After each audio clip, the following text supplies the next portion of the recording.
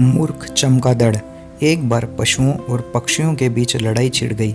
इस लड़ाई में कभी पशुओं की जीत होती तो कभी पक्षी जीत जाते, लेकिन लड़ाई थी कि रुकने का नाम ही नहीं लेती थी। उस लड़ाई में पशुओं और पक्षियों के बीच सबसे अधिक धूर्त प्राणी चमगादड़ था।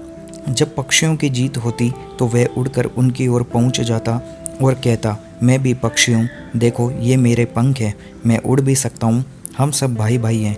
इस तरह वह पक्षियों के साथ रहना शुरू कर देता और जब पशु जीत जाते तो वह उनके खेमे में चला जाता, कहता, देखो मेरे पंख जरूर हैं, लेकिन मैं पक्षी नहीं हूँ, उनसे तो मुझे बहुत घृणा है। भाई मैं तो पशु ही हूँ, आप जैसा। ये देखो मेरी नाक और कान एकदम आप जैसे हैं। मैं पक्षियों की तरह अंडे नहीं देता, आपकी तरह बच्चों को जन्म देता हूँ।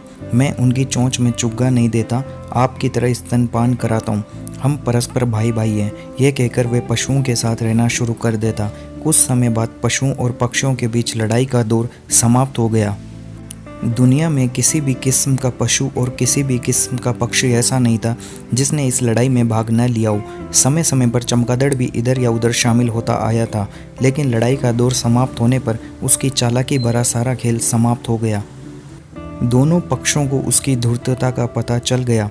अब वह बेचारा न पशुओं के बीच बैठ सका और न पक्षियों के बीच। उन्होंने मिलकर उसको शाप दिया कि हे चमगादड़, तू पक्षियों की तरह न घोंसले में रह पाएगा और न पशुओं की तरह घरों में। तू पेड़ की शाखाओं पर उल्टा लटकेगा, साथ ही रात के बजाय तू दिन में सोया करेगा और दिन के बजाय रात में जागा करेगा। अपनी धूर्तता के परिणाम स्वरूप तभी से चमगादड़ शाखाओं पर उल्टा लटका रहता है, दिन में सोता है और रात में जागता है।